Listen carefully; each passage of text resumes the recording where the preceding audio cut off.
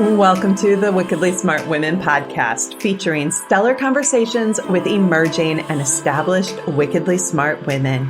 Thanks for joining us today as we celebrate women who are committed, care deeply, and have the courage to take action and create conscious change all around the world. Now here's your wickedly smart host, Anjel B. Hartwell.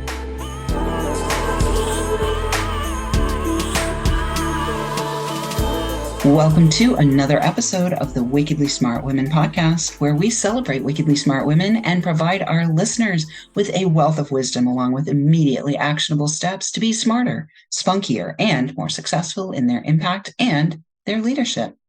This is your host, Anjel B. Hartwell, and today we welcome our special guest, Jess Sato. Jess is passionate about helping women globally use their unique skills, expertise, and voice to create opportunities for themselves and others. She does this by equipping and empowering female founders to grow profitable businesses by identifying their big idea and using it as their competitive advantage.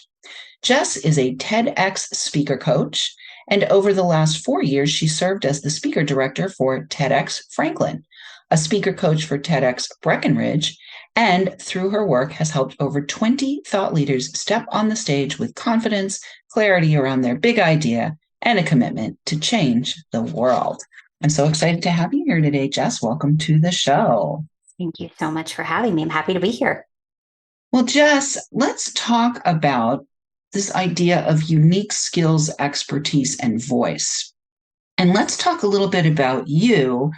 When you were a little, were there particular unique skills and talents and gifts that you're aware of today, like looking back, that you had and that you've now developed and are using in your business today?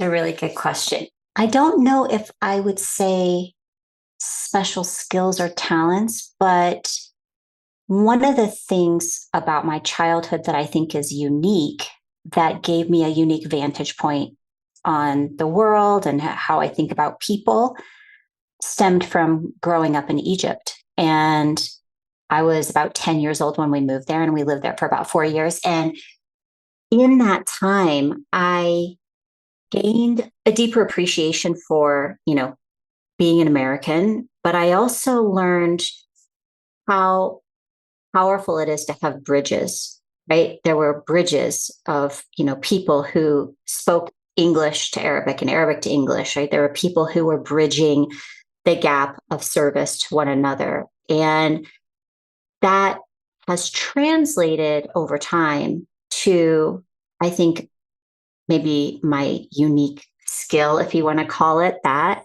of really being able to connect with people easily and help them feel comfortable, at a really rapid pace. And that has served me really well over the years as a facilitator, as a coach, as a strategist, right? Really being able to build relationships. So, I think about how to facilitate or be a bridge myself because of some of those experiences.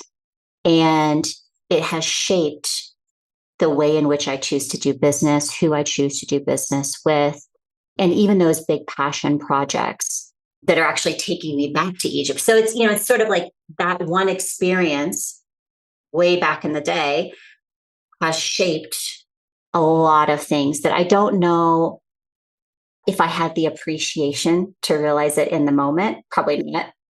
But now it has, I think, really, really served me well. I love that. It's interesting because I grew up in the next town over from where I am right now. And as a child, I just could not wait to get out. Right. And now I literally, almost all of my time off, I am going into my hometown. Yeah. And cultivating that gratitude and a sense of appreciation for how it shaped me. So I love that, the Egypt story. That's great, Jess. So let's talk about this idea of being a female founder. Before we got live here, you and I were having a little conversation about, you had listened to one of the episodes, and it was an episode that was talking about the kind of the invisible labor and the unpaid, uncompensated labor. as females have begun to propagate in the world of business, from my perspective, I mean, I did it to myself. I think that we have a propensity to do a lot of this unpaid, uncompensated, invisible things in our life and in our business. So let's talk about what it is like for a female founder, and what are some of the things that you see that can either make or break a female founder as she's proceeding in her business dream?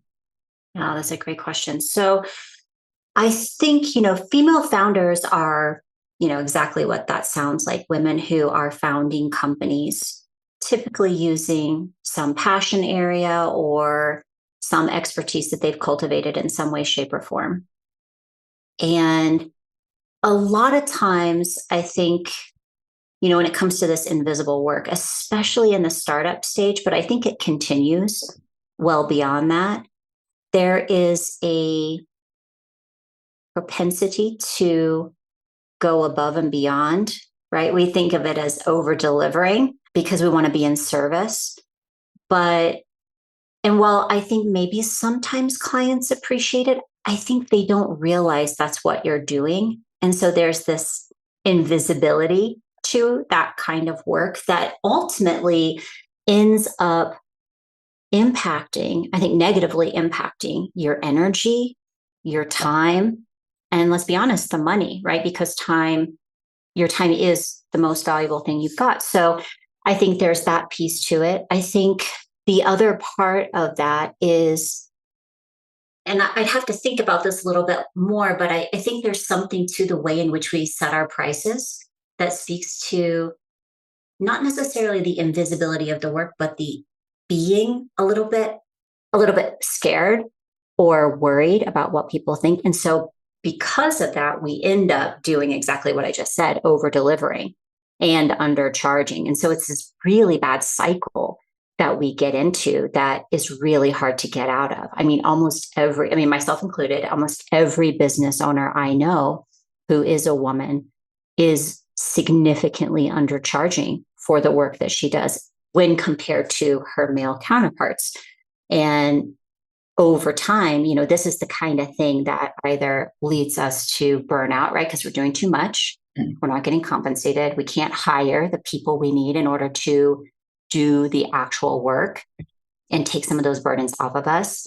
Or it runs us out of business, quite honestly, because again, where's the boundaries around all of that? So, invisible work to me is a real challenge, but it's rooted in a sense of scarcity, a sense of people pleasing, a desire to, really look good. And that's, I think, over time becomes really, really problematic. No, I don't disagree with you at all. And what's interesting is when you talked initially here about over delivering, you said because we want to be in service, there's this idea that if we overgive, that's in service. And really what I'm hearing you say, Jess, and I will affirm it, is over delivering is ultimately not in service to anyone. Right. Because if your business goes out of business or you burn out, it's certainly not in service to your clients. And so let's talk about the communication piece, because one of the things that I've discovered, and communication for you is a big piece of what you do, helping your founders to really not just get their big idea, but communicate it in a way that's compelling and hopefully cash flowing, right? What I have found is first I have to communicate to myself, right? Yeah. Oops, I think I'm squishing here, or I see myself in this pattern of wanting to please, or squeezing my pricing a little bit, I don't do that anymore at all, but I did at one point.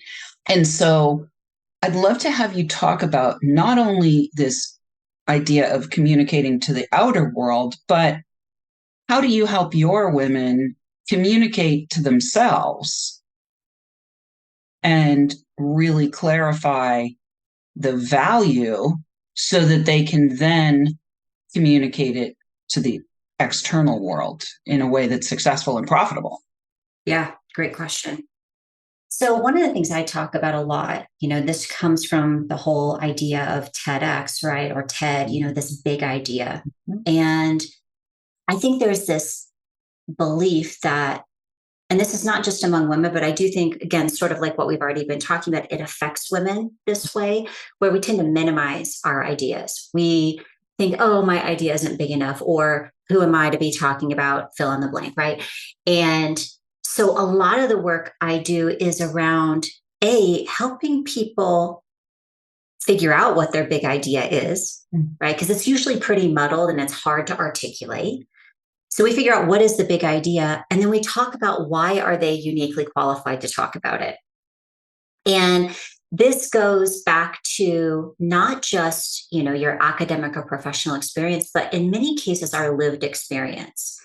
And when we can kind of get out in front of, this qualification idea, that's where I think we start to see some of those shifts in how people think and feel about their idea, how they think and feel about their ability to communicate the idea, and why they are, like I said, uniquely qualified to do that. And then from there, it becomes much easier to get the idea out in the world, right? Because now we've done the hard work of excavating and polishing it up so that it's concise, it's articulate, it's, meaningful and purposeful. And then why you should be the one talking about it. That, to me, I think that affirming behavior of really trying to understand what is it that I bring to the table and why is this important? I think that's the other piece. Why is this an important message right now? If you look at, the TEDx stage, for example, a lot of the applications that people go through ask sort of those 3 or 4 questions. What's your big idea? Why you? And why is it relevant right now? And if you can answer those 3 questions for yourself, right? This is not about an application. This is not about a stage. This is just when we can answer those things about our thoughts and our deep beliefs, then it becomes much easier to put it out into the world, to then begin to use it as part of our competitive advantage, to weave it into the business strategy and so on and so forth. So, a lot of that work starts with you going deep and figuring out, what do I really believe about fill in the blank topic? Right. Beautiful. We're already at the break. It's amazing. You can always tell you're with a great communicator because it feels like time has expanded, and then you look at the clock and you're like, oh, we're already at the break. So we are going to take a quick break, and Wickedly Smart Women, we could use your help. If you are enjoying the show, please consider joining our community, making a donation at www.wickedlysmartwomen.com, and sharing with your lovely lady friends who you think might benefit from our content. Help a gal out and let your sisters, mothers, daughters, friends, and colleagues know about the show so that we can serve them too. I am really excited to let you know that we have been selected as a finalist in the Sonic Bloom Awards, which is a brand new award thing that has come out from the She Podcasts community. And we just found out that we have been selected as a finalist. We won't know until several months from now whether we won, but we are celebrating. Let me ring my bell. That we were selected as a finalist, that the show was selected as a finalist. And I want to thank all of our listeners and, of course, our guests who make our show so wonderful. But mostly our listeners who are downloading, rating, and reviewing. We are welcoming thousands and thousands of downloads from all over the world. And I want to shout out this week to our listeners in Bhutan, Bermuda, and we're doing B's, Bulgaria. And we will be right back with Jess Sato.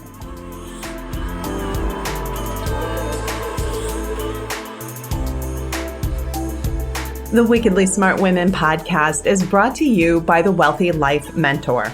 Women, are you on the edge knowing that life is calling you to make a change? Are you ready to be part of the evolution of what it means to be a wickedly smart woman, creating your wealthy life by design? A life that is an extraordinary work of art. Anjel B. Hartwell, the Wealthy Life Mentor, is hired by women in transition. Women just like you who want to break through to their brilliance, become clear on the value of their wisdom, and embody a beauty-filled, balanced life of shameless self-expression. Discover your wealthy life readiness by taking the quiz at quiz.wealthylifementor.com.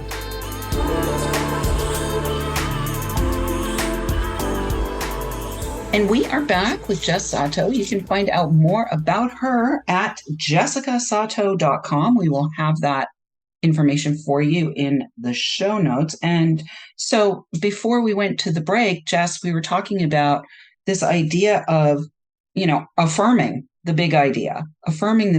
And most of these big ideas, I would assume, come because it is part of this female founder's purpose.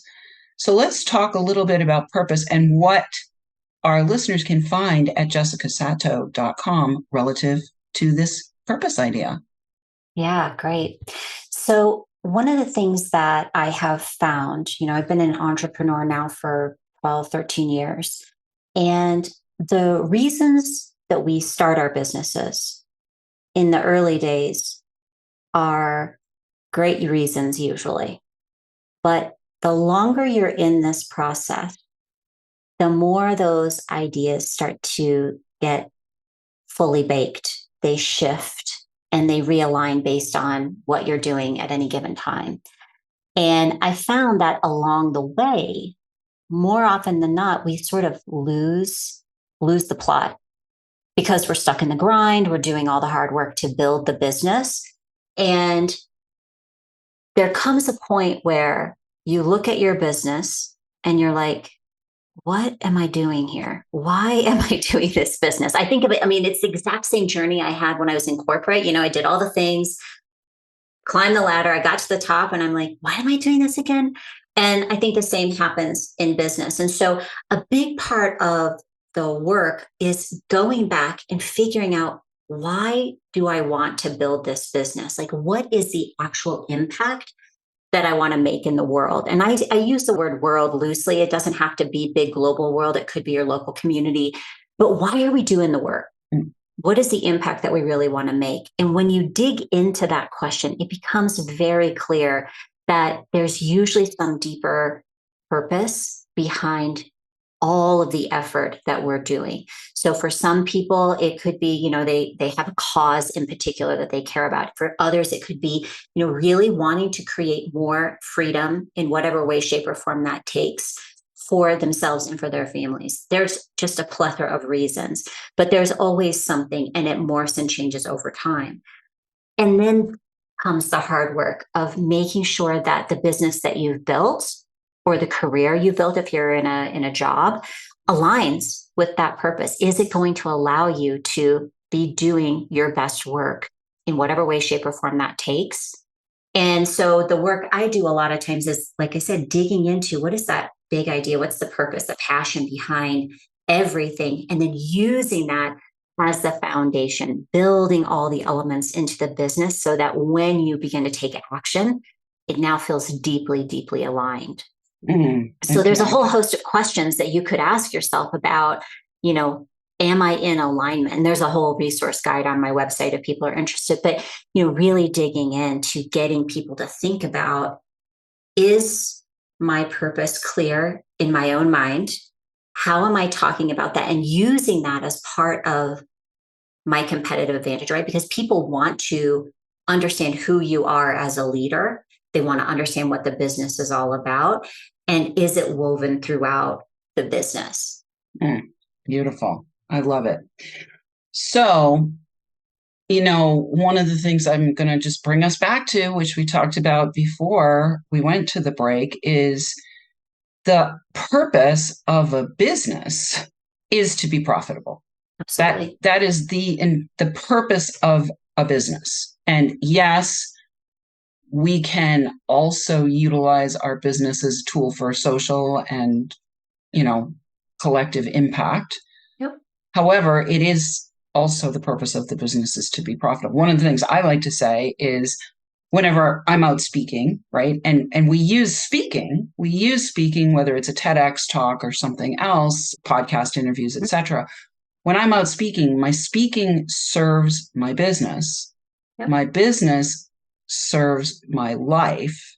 Yep. And my life serves my purpose. Absolutely. So I would imagine, considering you've done a lot of work with TED and helping people to get prepared for a TEDx, that there may be people who show up on your doorstep who are like hot on fire to do a TED talk, but they don't even have a business yet.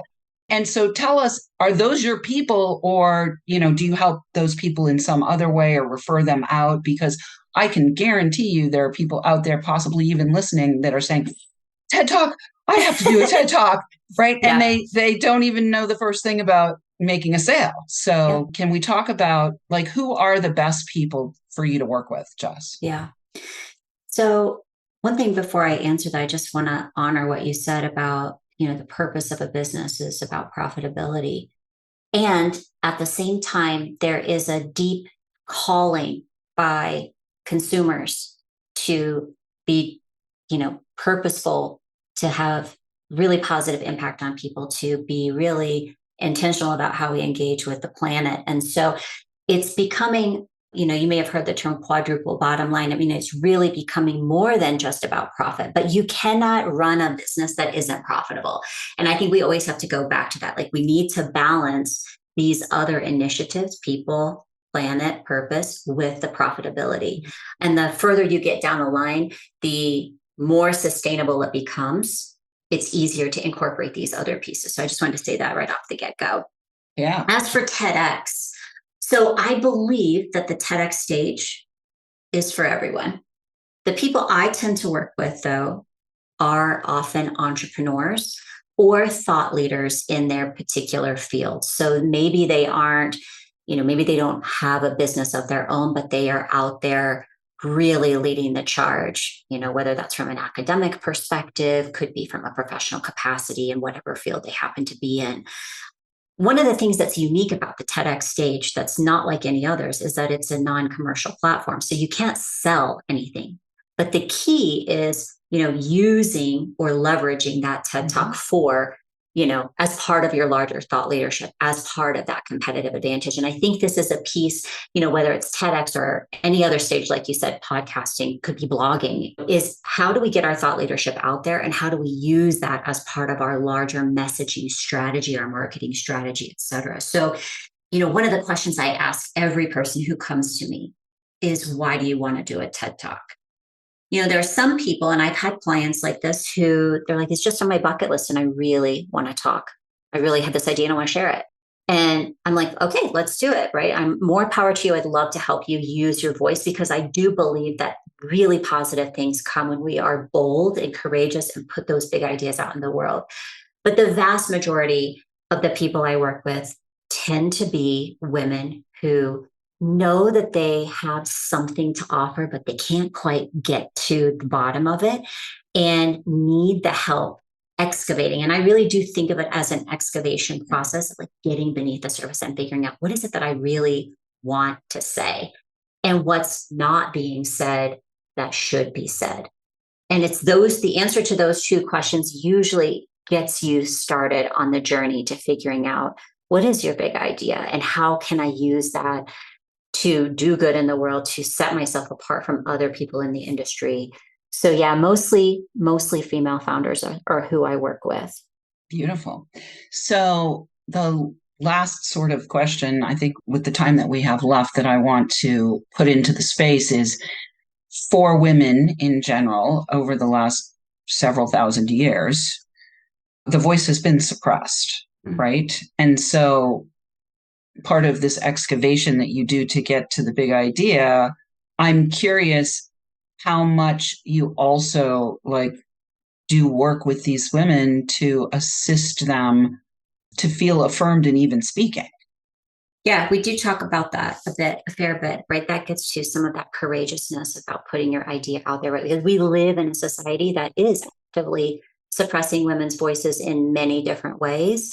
And so we talk about, what is it costing you to not speak? And I think this is a really important question. And I'll just say, my experience growing up in a country where you don't have the freedom to say the things that you really want to say, the experiences I had growing up in, different religious practices that, again, suppress the voices that women have and their ideas, has really helped me actively want to shift this narrative for women, right? Because we do have really valuable ideas. In fact, we're more than 50% of the global population. So if we're not saying what we really want to say, if we're not courageous and bold to sort of push the boundaries, then nothing changes.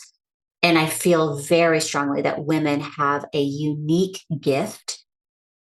They have unique ideas. They have unique ways of solving problems that men, God love them, cannot touch in the same way that we do. And so, some of it is just acknowledging that there's fear, that maybe they have wounding and trauma associated with the use of their voice, and then actively helping them work through that, finding the thing, again, that makes them qualified and gives them that sense of courage to be bold, to actually put their big ideas out into the world. I love it. All right. If there was one last thing you wanted to say to our listeners, Jess, what would it be? I would encourage people to ask themselves, what in the world would change if you said what you wanted to say? Yum. Well, I've got the tingle on that. What in the world would change, ladies, if you said what you wanted to say? And, I think for our listeners who are in those countries around the world where there's even more suppression, I would encourage you to start just by journaling. Say, like, getting it out of you. Say what you need to say into your private diary at the very least.